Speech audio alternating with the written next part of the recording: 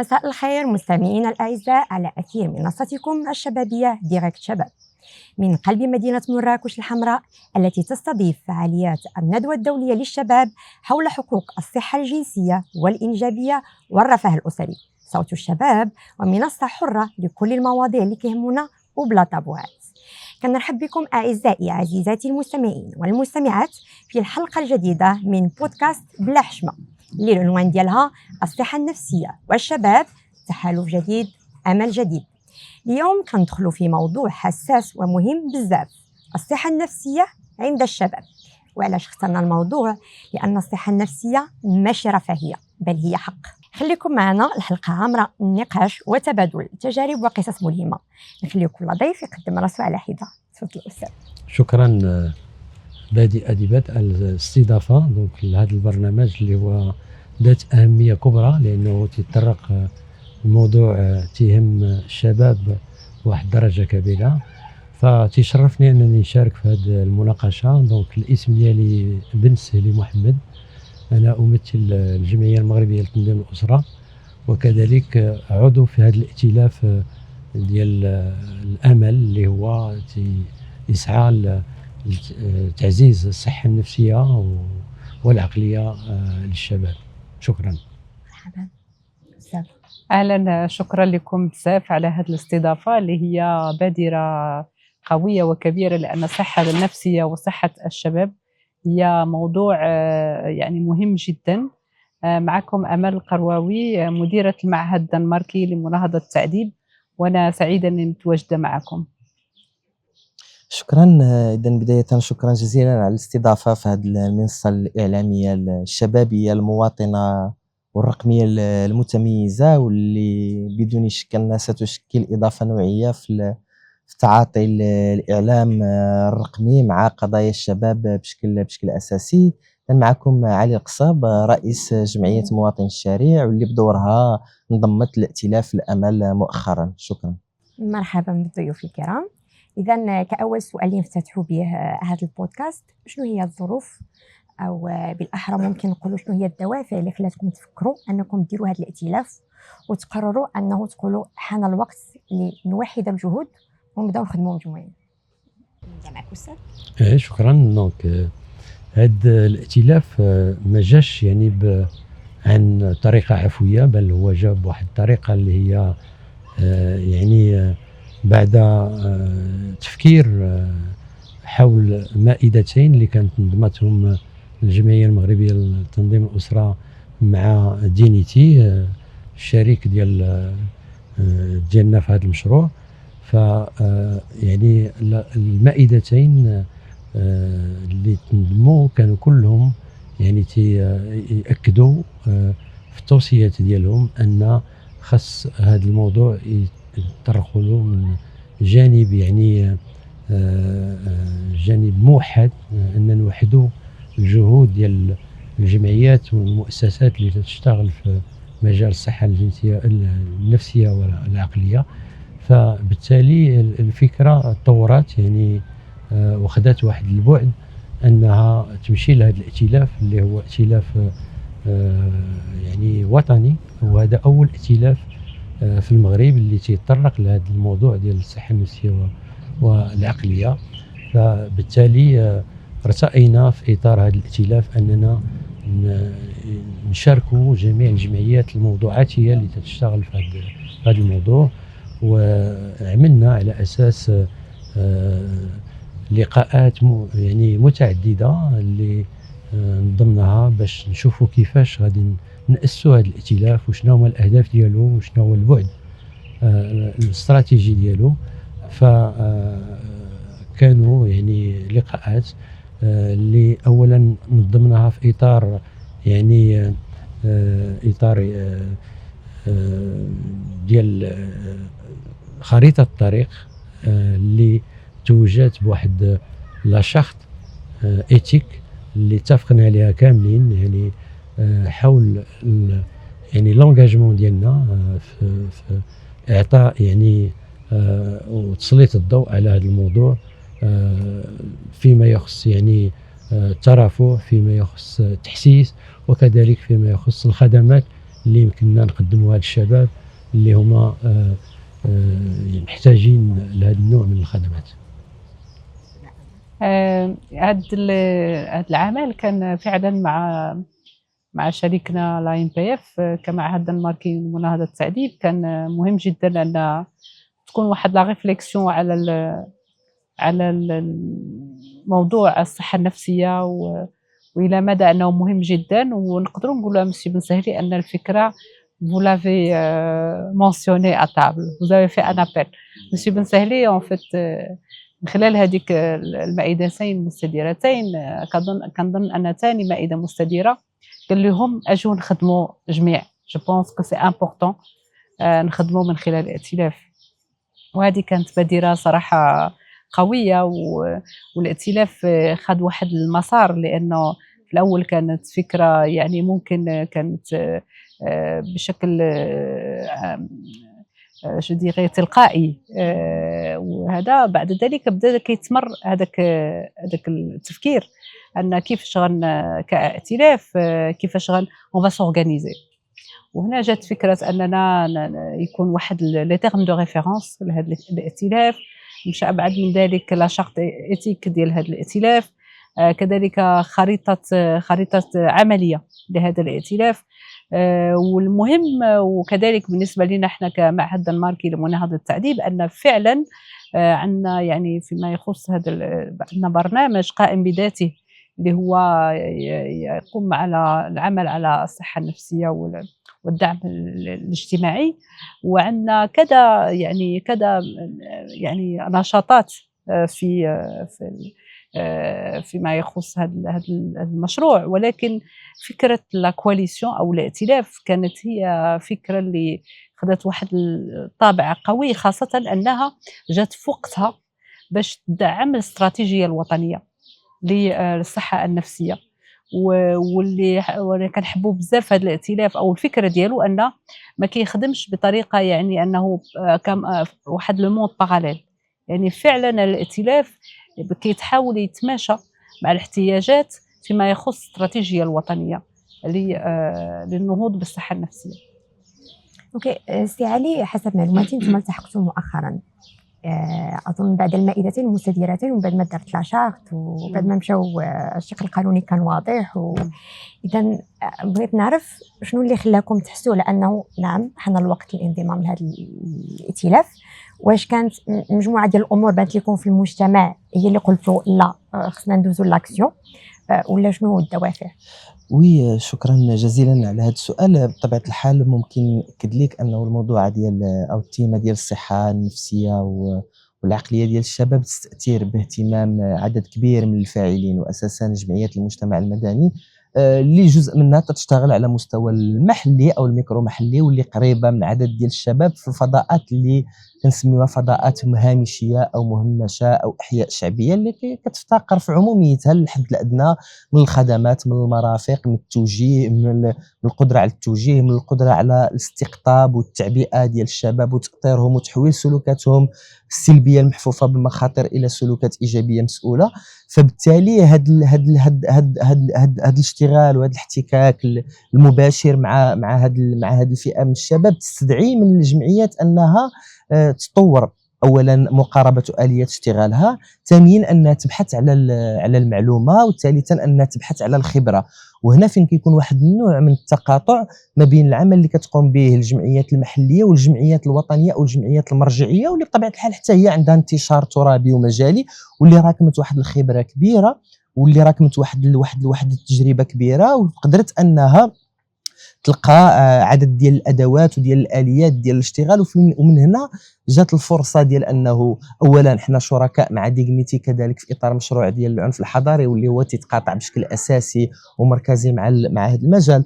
ثانيا اننا حنا في الاشتغال ديالنا قرابين من لي سيكسيون ديال لا ام بي اف وديال الجمعيه المغربيه لتنظيم الاسره، واستطعت انها تجمعنا عدد من اللقاءات المشتركه. والمساله الثالثه هو انه طمعا في الاستفاده من الخبره الكبيره اللي تيقودها اللي عند الجمعيه المغربيه لتنظيم الاسره وشركائها وديغنيتي في هذا الموضوع اللي بالنسبه لنا هي موضوعات ذات اولويه وذات راهنيه. وانا اؤكد انه كنت ننظموا حنا في اطار مواطن الشارع واحد كونسيبت اللي سميتو ديبا شباب، واللي كيجيو عدد ديال الشباب وتنتناقشوا في عدد من المواضيع، وكان دائما يتردد بشكل متواتر هذه الفكره ولا هذا المعطى ديال الصحه النفسيه والعقليه، انه تنعانيوا من الاكتئاب، تنعانيوا من القلق، تنعانيوا من لا ديبرسيون، تنخصنا فضاءات امنه للتعبير، تيخصنا اللي من نحكيو اللي من نعاودوا. هذا الشيء تاثر على حياتنا اليوميه، تاثر على مستوانا الدراسي، تاثر على عدد ديال الامور. فبالتالي لقينا انه كاينه واحد الفرصه، وكنشكر الاخوان في تحالف الامال وخاصه مسيو بن سهلي ومدام امال على الفتح ديال الادروع ديال الابواب ديالهم من اجل احتضان عدد من الديناميات المحليه ومواكبتها من اجل تقويه قدراتها، اولا في الفهم ديال الموضوع والتيمه لانه ماشي سهل جدا، وثانيا تزويدها بالاليات ديال الاشتغال المهمه جدا. وكانت هذه هي نقطه التلاقي ونقطه التقاطع، على اعتبار انه نتصور جميعا انه احنا تنطلق من واحد القاعده اساسيه انه لا احد يعرف كل شيء ولا احد لا يعرف الا اي شيء، الكل يعرف بعض الشيء. بمعنى الى درنا واحد النوع من التلاقح والتلاقي ما بين هذه الخبرات الممتده والموجوده واللي تشتغل، واستطعنا اننا نفيدير ونكريو واحد لا سينيرجي، واحد الالتقائيه في التدخلات، في التوحيد ديال المفاهيم، ديال الرؤى، ديال التصورات، وفي التوحيد ديال لا فيزيون، ديال الرؤيه ديالنا للمستقبل. اتصور انه هنا فين ممكن يكون اثر كبير. فكانت هذه هي النقطه اللي او البوابه ديال النفاذ وديال الولوج ديالنا لهذا الائتلاف، اللي اتصور انه سيشكل بدون زعما بكل الموضوعيه الممكنه، سيشكل احدى الديناميات الاساسيه والرائده التي من المفروض واللي غادي ان شاء الله باذن الله ستحرك النقاش حول موضوع الصحه النفسيه للشباب على المستوى المحلي ولكن اساسا على المستوى الوطني، وستقود عدد من الخطوات والمبادرات الكفيله بتجويد العرض الصحي في الشق النفسي الموجه لفائده الشباب والشابات، سواء على المستوى المركز او كذلك على مستوى عدد ديال الهوامش المنتشره في عموم التراب الوطني. غادي نتفاعل معك وغادي نبدا بواحد النقطه ذكرتيها، كيفاش ان الصحه النفسيه ملي كيكون فيها مشكل، سواء هذه المشاكل المختلفه، سواء الاضطرابات، الاكتئاب، القلق وغيرها، كيأثر بطريقه مباشره على الكومبورتمون ديال الناس، سواء في العمل ولا المردوديه ديالهم، ماشي غير الكومبورتمون، سواء في مجال العمل ولا الدراسه وغيره. وكيفاش على ان اليوم كنلاحظوا مجموعه ديال لوطو ديال العنف ارتفع، ولقد اصبح يدق ناقوس الخطر في هذه الايام. كنسمعوا بزاف ديال لي زاكسيدون في هذا الشيء. غادي نجر على انه كاين علاقه مباشره ما بين الصحه النفسيه والصحه الجنسيه والانجابيه، خاصة عند الشباب. ما كرهتش نناقشوا هذا الموضوع بالضبط، خاصة كنسمعوا بزاف، حنا سورتو في السوشيال ميديا عارفين شنو كاين، كنسمعوا بزاف ديال القصص، بغينا نعرفوا شنو العلاقة بالضبط مباشرة. سي جو بو مبيرميتر، كنظن ان الموضوع هذا ليديسيون لو فوروم اللي عقدته لا ام بي اف هو موضوع مهم جدا، لان كاين واحد نقاط تقاطع ما بين الصحة الجنسية والصحة النفسية. وغنخلي الأستاذ بن سهلي واللي غادي يكمل باستفاضة أن لا يمكن الكلام عن الصحة الجنسية من غير أننا نتكلموا على الصحة النفسية ومندرجوا كذلك الشباب، لأن حنايا في كونتكست أو مناخ الطابوهات. كاين هناك طابوهات على كلمة الصحة النفسية وكذلك طابوهات على الصحة الجنسية. وتكملة أن خاصة أن ملي كتكون صحة جنسية في ظروف اللي هي غير سليمة أو با سان جو ديغي، اكيد هناك كيكون واحد لامباكت على الصحه النفسيه او لامباكت ديال الصحه النفسيه على الجنسانيه ديال الاشخاص. اذا هنايا كنظن ان احنا في واحد اليوم كان احتضان مدينه مراكش لهذا الحدث هو شيء كبير جدا. واتمنى ان في لي زيديسيون اللي هما غادي يكونوا مقبلين في سنوات جايه ان شاء الله ان هذا الحدث ياخذ ماشي طابع بس على مستوى المغرب، لان المغرب رائد كظن عالمي، لان فعلا تحالف الامل وكذلك العمل على فكره الصحه الجنسيه والشباب والصحه النفسيه هو انادي بالنسبه لمنطقه المينا. فكظن في اطار اننا لو بارتاج دي ميور براتيك. On est là. Je pense que le Maroc il se positionne très très bien et que l'expérience elle est très importante. Il faut la partager avec d'autres pays, notamment au niveau de l'Afrique, notamment au niveau de la région MENA. Et je laisserai plus la parole à Monsieur Bensahli باش يتابع لأن كنظن Monsieur Bensahli عندك كثير الأشياء اللي ممكن تقول في هذا المجال. أنا فقط بغيت يعني نوضح شيء مهم بالنسبة لي، أن الصحة النفسية والصحة العقلية هي سيت اون تيماتيك اللي هي فيرتيكال، يعني عندها علاقة بزاف ديال المواضيع. فهذا هو يعني الصعوبة ديال التطرق للموضوع تتكمن في هاد أن هاد الصحة النفسية والعقلية تشمل مجالات واسعة جدا، منها الصحة الجنسية والإنجابية. فبالتالي يعني الجمعية مع الشركاء ديالها ارتأت بأن هذا الموضوع ديال الصحة الجنسية أو الحقوق في الصحة الجنسية والإنجابية وعلاقته بالموضوع وعلاقته بالصحة النفسية، لأن الصحة النفسية تتأثر على الصحة الجنسية والإنجابية، وكذلك المشاكل ديال الصحة الإنجابية والجنسية تأثر على الصحة العقلية والصحة النفسية ديال الشباب. فهاد يعني هاد التقاطع ما بين المواضيع بجوج هنا فين تتكمن الأهمية ديال العمل المشترك. وهنا يعني ارتأت الجمعية أن تعرض لهاد لا كونفيرونس للشباب اللي هما عضو في هذا الائتلاف، يعني هما حاضرين معنا، كذلك الشباب من الجمعيه ديال سيتويان دو رو، لان عندهم تجربه في هذا المجال ديال يعني الفئات الهشه والفئات الفقيره والمهمشه التي يشتغلوا معهم في هذا الجانب، وكذلك شباب وشابات من مختلف الجمعيات الموضوعاتيه. فبغيت نركز على مسألة أخرى، أن الائتلاف جاء كحل لواحد بعض المشاكل اللي نعيشها يوميا مع الشباب، بحكم أننا احنا قراب من الشباب وقراب من الفئة ديال الشباب، فبالتالي تنعرفوا المشاكل الحقيقية ديالهم، الاضطرابات اللي تيدوزوا منها، المشاكل اللي تيدوزوا منها. فبالتالي هذا الائتلاف غادي يجي في اطار يعني حل من الحلول داخل الاستراتيجيه الوطنيه ديال وزاره الصحه، يعني تنشتغلوا في هذا الاطار.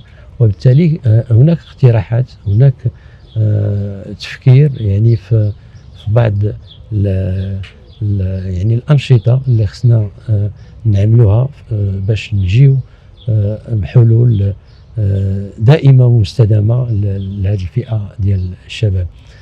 شنو تنقصد بهذه الهضره ديالي؟ تنقصد بان هذا الائتلاف وضع واحد الخريطه ديال الطريق امويان اي الون تيرم. امويان تيرم يعني ثلاثه المواضيع اللي احنا تنركزوا عليها. كاين الموضوع الاول هو الدعوه،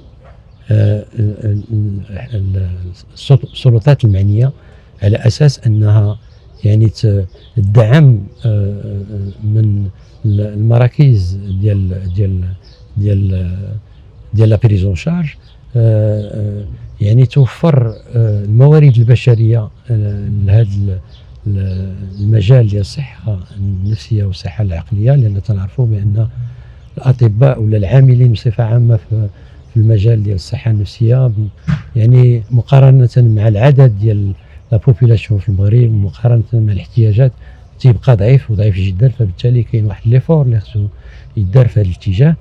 كذلك القوانين اللي تتنظم هذا المجال ديال الصحه النفسيه والعقليه، فهذا هو الدور ديالنا في هذا الجانب ديال الدعوه. الجانب الثاني هو ديال التحسيس، لان تنعرفوا بان التحسيس هو عمليه مهمه في اي مجال اللي يتعلق بالصحه، لان تيدخل في اطار لا بريفونسيون، وهذا شيء مهم اننا بعمليه تحسيس يمكننا يعني نتفاداو امراض واضطرابات نفسيه الى غير ذلك، اذا كانت عمليه تحسيس على نطاق واسع، وغادي يكتشف غادي يكونوا في لونتيسيباسيون. يعني هذا الجانب الثاني. الجانب الثالث هو الخدمات. فهذا الهدف ديال هذا الائتلاف، الهدف متوسط المدى، ان كائتلاف يعني شنو هما الخدمات اللي يمكننا نعطيو للشباب من فحوصات، من تطبيب، من مصاحبه الى غير ذلك، لان هذا هو يعني المبتغى ديال هذا الائتلاف.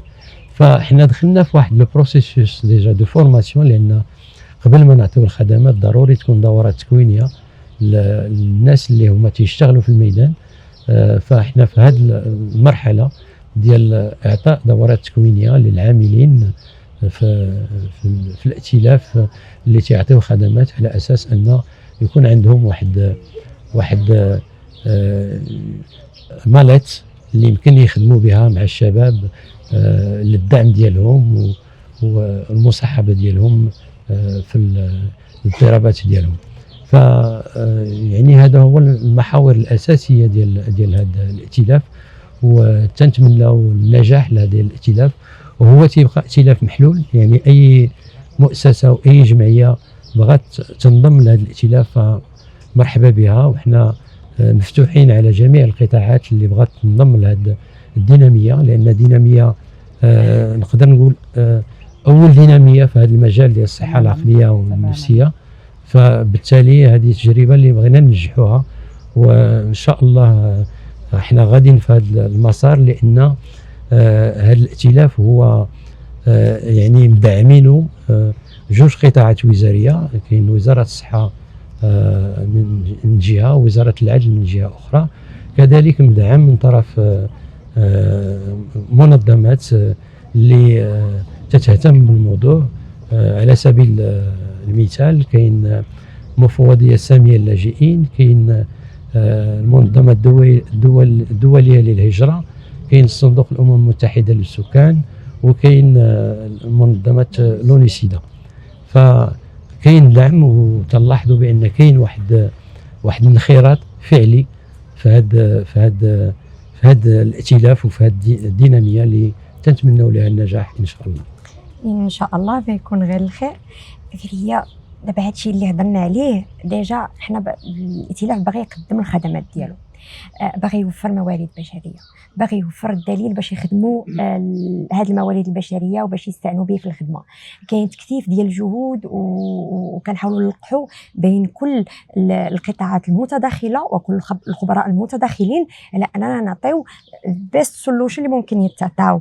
لكن واحد المرحله مهمه يمكن سي علي القصب، لانك كتخدم على مستوى الجمعيات المحليه اكثر عن طريق جمعيات مواطن الشارع، هي المرحله ديال فوقاش يجي الشاب اصلا ويجي ويقول انا محتاج للدعم، انا كنحس براسي عندي اضطراب، انا مكتئب، انا قلق، انا عندي اعراض فلانيه احتاج دعما.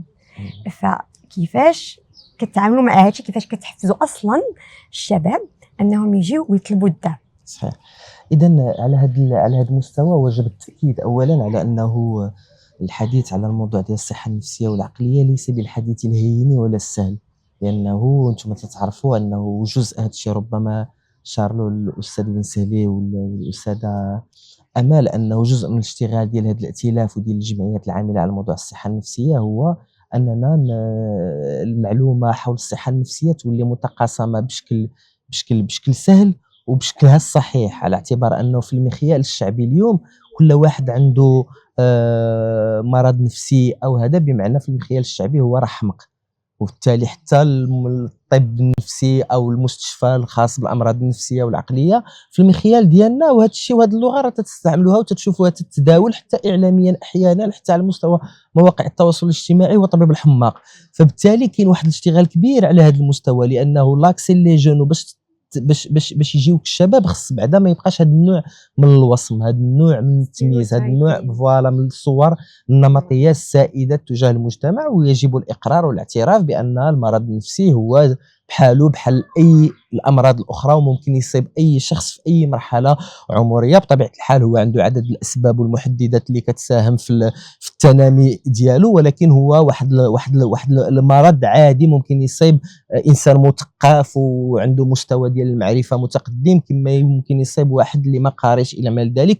فبالتالي هذا الشيء ما عندوش ارتباط اساسي ومباشر بالوضعيه الاقتصاديه ولا الاجتماعيه ولا الثقافيه، فيما يرتبط بشنو هي الامور اللي كدار. اتصور انه احد الامور الاساسيه واللي بدينا تنشتغلوا عليها هي خلق هذه المساحات ديال التعبير، او ما يسمى بالبيئه الداعمه للشباب على مستوى عدد من المرافق. اساسا حنا تنشتغلوا على مستوى دور الشباب مثلا، من خلال يعني باعتبارها واحد الفضاءات اللي كيوجهوا لها الشباب بشكل يومي. فبالتالي السؤال اللي خصو يتطرح هو ها هما جاوا الشباب، بمعنى الجمعيات عندها هذه القدره على التعبئه وتجيب الشباب، ها هما جاوا الشباب. هنا فين كتجي الدور المهم ديال التكوين وديال دعم القدرات ديال هاد الجمعيات. وهنا ممكن نشير بعجاله للتكوينات ديال البي اف ا، البسيكولوجيكال فيرست ايد، بمعنى انه عدد من الشباب اللي غيتلقاو وجزء منهم تلقاو واحد التكوين معمق في الفهم ديال التروما، ديال الاكتئاب، ديال المرض النفسي، ديال الاعراض ديالو. وبالتالي غيوليو هما اطار واحد التثقيف بالنظير، غيلعبوا ذاك الدور اساسا ديال الرصد ديال التعرف على هكذا حالات وديال التوجيه ديالها. لانه في هذه كاينه حالات تستدعي فقط الاستماع، تبحث فقط عن هذه الفضاءات الداعمه وفضاءات الاحتواء والاحتضان والاستماع ولمن يشكي همه. ولكن كاينه واحد الحالات متقدمه التي تحتاج الى مواكبه دقيقه من طرف خبراء ومتخصصين، لان هذا الشيء مرتبط بالصحه العقليه والنفسيه ديال الانسان، ما مرتبطش بتجاره، ولا بمعنى انه خص يتم الاحاله ديالو على متخصصين. ومن هنا فين بدات اليوم البلوره ديال واحد لو سيركوي ديال واحد الخارطه الطريق ديال فاش يجي الشاب مثلا لهذه المؤسسات ديال الاستقبال، سواء جمعيه محل مقر الجمعيه او دار الشباب او دار المواطن او مركز القرب الاجتماعي او نادي بيئي من داخل المؤسسه التعليميه او نادي تربوي من داخل المؤسسه التعليميه، فين ممكن خصو يتاورينطا. فبدا الاشتغال على هذا المستوى. وبطبيعه الحال احنا في اطار لا مواطن الشارع ولا في الائتلاف كنشتغلوا بالمقاربه ديال ليرنين باي دوين، بمعنى نتعلم من خلال الممارسه ومن خلال الاجراء ديال هذه المفاهيم على ارض الواقع، وبالتالي نستخرج الخلاصات واللي تنعتمدوها عاوتاني مستقبلا في اعاده بلورات نوعيه التدخلات. من اللي اساسي جدا هو انه اليوم الشباب يحتاج بشكل كبير وبشكل ملح وبشكل مستعجل الى هذه الفضاءات الداعمه والى هذه الفضاءات المحتضنه والى مواكبه دقيقه للاحتياجات النفسيه وكل ما يرتبط بالحقوق النفسيه والحقوق الانجابيه والجنسيه. وباش نتفاعل فقط بواحد السؤال، هما امران مرتبطان على اعتبار انهم بجوج بهم هما طابوهات من داخل المجتمع، طابوهات عند واحد الفئه عريضه من المجتمع. فبالتالي ما كيكونش حولها نقاش، ما كيكونش حولها تفاعل، ما كيكونش حولها القدره على البوح. فبالتالي كيخلي هذا الشيء انه كتكون اكراهات وكيكون واحد الضغط وواحد التراكم ديال الضغوطات اللي ممكن انه يتفرقع في اشكال مختلفه اللي ما تقدرش انت تميتريزيها. فبالتالي اتصور انه الاشتغال على هذا المستوى، على شرح هذه المفاهيم، على التعريف، على اننا نخرجوا هذا النقاش اللي كان فقط على مستوى يعني نقاشات داخليه الى الراي العام، حتى هذا واحد المساله اساسيه اللي ممكن تساهم في التنامي ديال ثقافه الفهم وديال الاعتراف بانه يجب علينا بلورة وصياغه خطه او استراتيجيه وطنيه في الصحه العقليه. وللاشاره كانت هذه احدى التوصيات المركزيه للمجلس الاعلى للحسابات في التقرير 2023 2024 اللي احدى التوصيات المركزيه قال انه يجب اعداد خطه وطنيه ترتبط بالصحه العقليه. عندي غير واحد الإضافة وكنظن مهم جدا أن علي أشار التدريب. فعلا هي كان في إطار هذه الشراكة اللي عند المعهد الدنماركي لمناهضة التعذيب ولاين بي اف ومع صديق، أو في إطار العمل مع الائتلاف، أن كاين واحد لو باكي ديال فورماسيون وتطرق ليه في أول أمر السي بن سهلي، وهو على لو تروما. وكذلك لو بيانيتر. ودابا غندخلوا اطار التدريب على لا بروميير ايد بسيكولوجيك. غادي يكونوا واحد المجموعه من الشباب اللي هما عندهم علاقه كذلك، عندهم لا بروكسيميتي للشباب اللي يتدربوا، وكذلك تتم كذلك تدريبهم بشكل معمق كذلك على لا بروميير ايد بسيكولوجيك، وكذلك على كيفاش كيف قلتي السؤال ديالك كيفاش نعرفوا ان هذا الشاب محتاج وانه غادي يجي يقول لنا انه محتاج. هذا الشاب اللي هو كيتدرب على لا بروميير ايد بسيكولوجيك وعلى التروما اي لو بيانيتر كذلك كيتدرب على اليات الكومونيكاسيون، وهو كذلك من شاب الى شاب. كيف قال علي هناك التدريب بالنظير او كذلك الوصول بالنظير للاشخاص اللي هما في حاله احتياج للدعم النفسي. هناك تماما في اطار المشروع اللي هو بالشراكه مع لايمبايف، هناك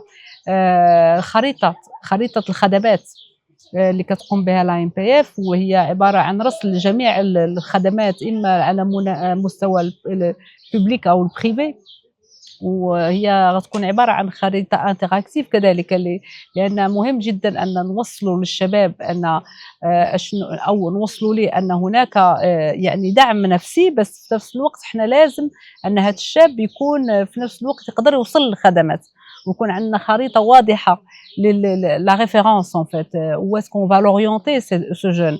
وكذلك مهم جدا في اطار هذه المشاريع هذه انا ماشي غير لورينتاسيون، انا تكون عندنا لورينتاسيون اي كذلك يكون عندنا واحد الرجوع من خلال مقدمين الخدمات شنو احتياجات هذا الشباب، اذا فيدباك. اذا هذا العمل هو عمل غادي يتطلب شويه الوقت.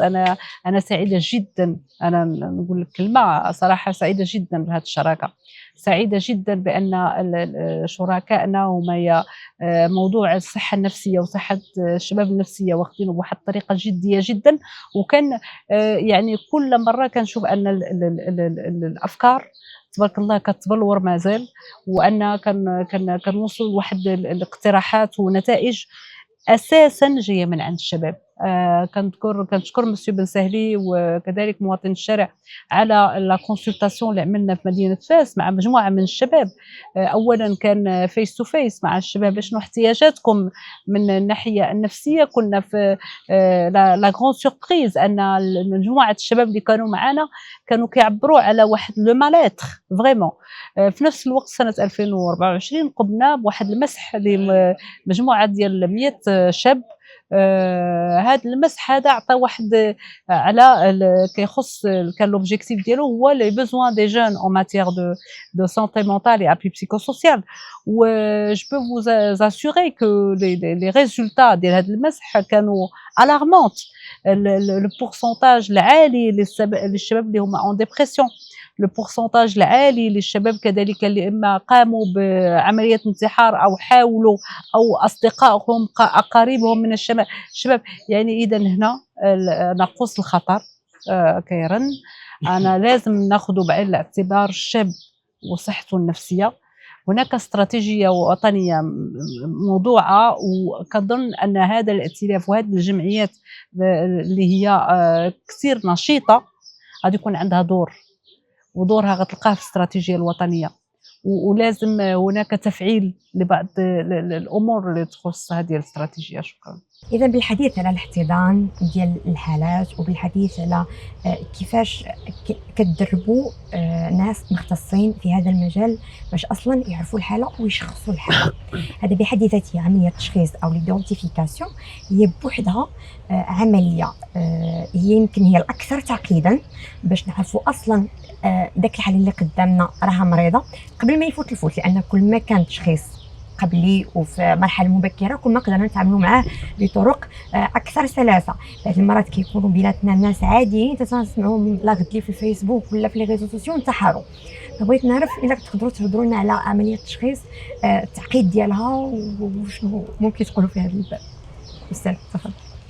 هو صراحه يعني التشخيص هو عمليه مهمه في هذا البروسيسوس دو بريزون شارج بصفه عامه، لان التشخيص تيدخل حتى في تيدخل مبكر، تيدخل حتى في لا بريفونسيون، لان ما نساوش بان خصنا نشتغلوا كذلك على لا بريفونسيون، ما نبقاوش في العلاج الى بريزون شارج ديال الحالات، بل خصنا نكونوا في عملية استباقية على أساس أننا نتفاداو الحالات بحال هذا الشكل.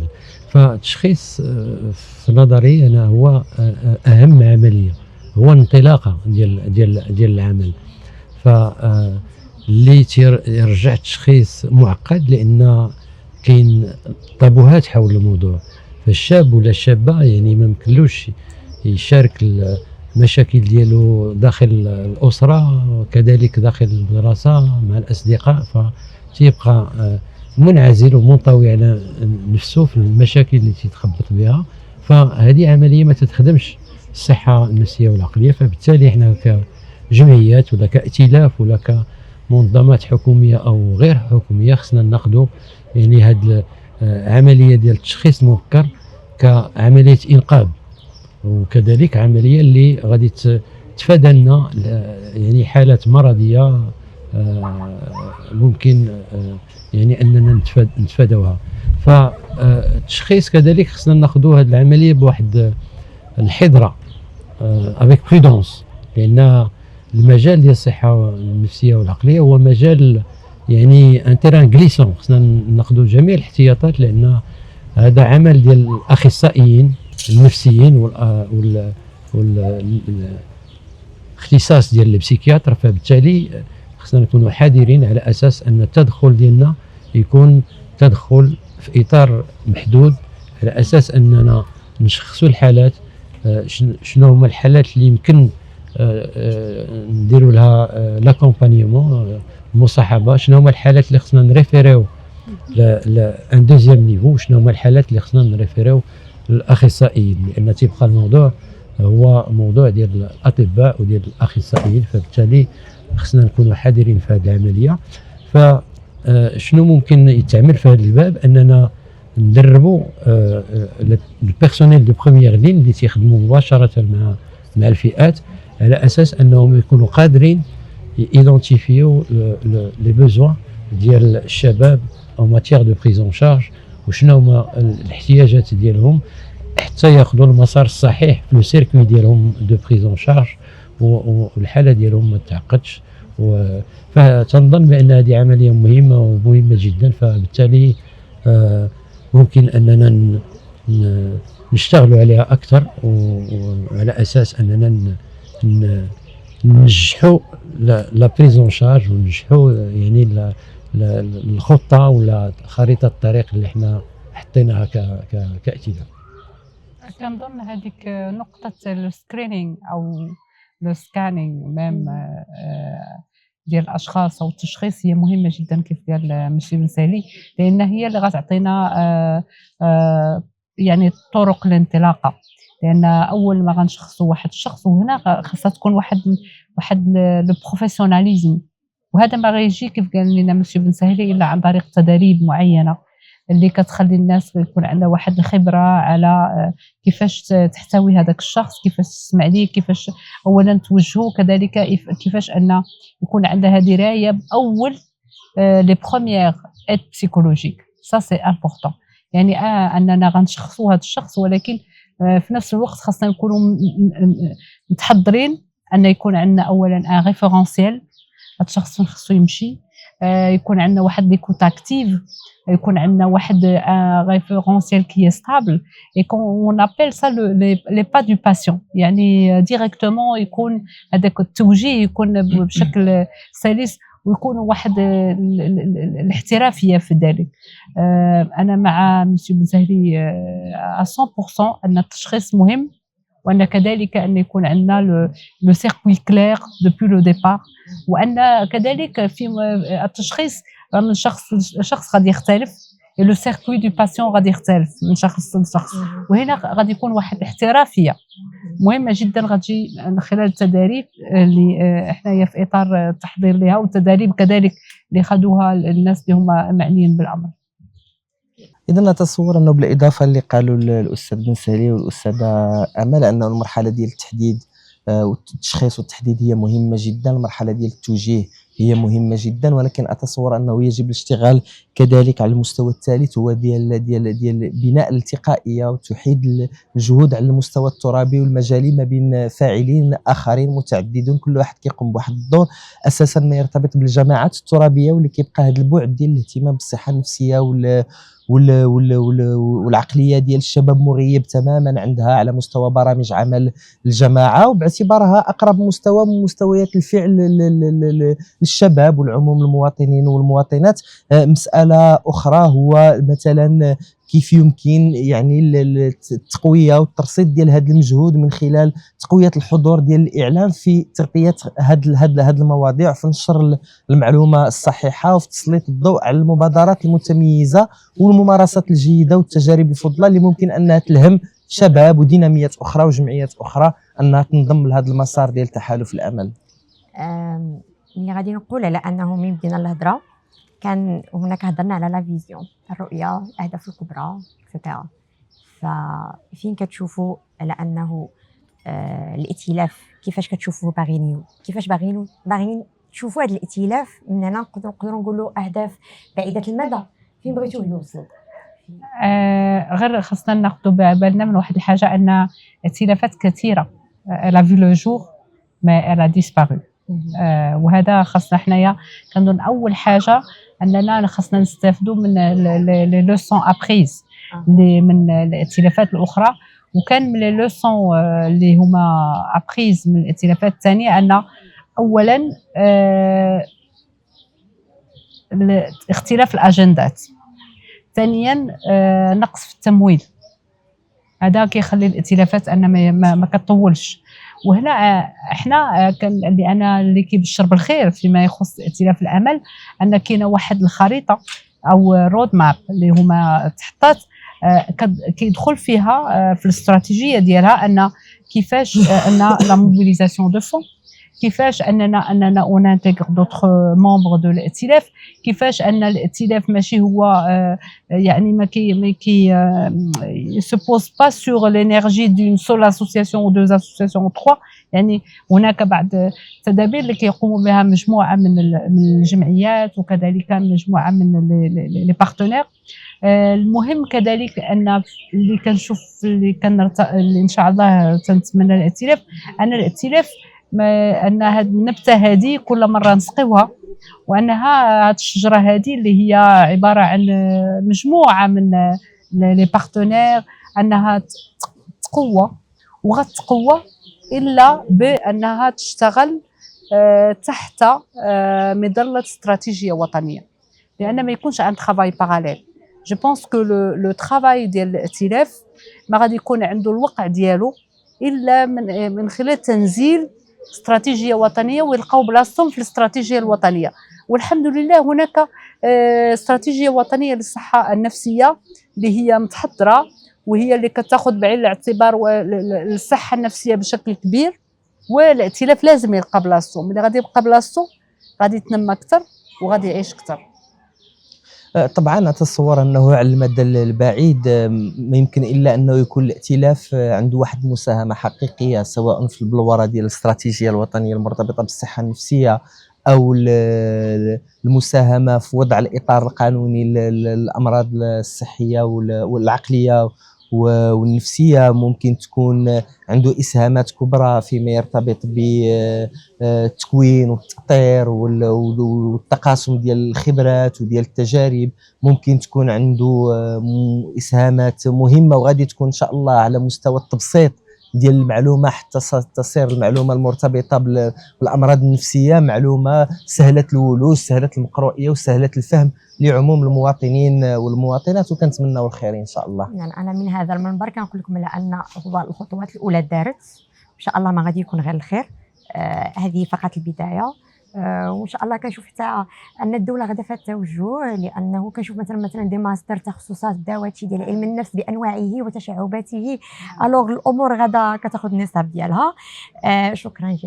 شكرا جزيلا لضيوفنا الرائعين اللي تقاسموا معنا البعض من خبراتهم تجاربهم ووقتهم كذلك. الشباب ديالنا خليوكم ديما في صحه نفسيه جيده، خذوا بعين الاعتبار على ان الصحه النفسيه ديالكم هي اللي خصها تكون عندها الاولويه. وطلب الدعم ماشي ضعف، بل هو قوه وشجاعه.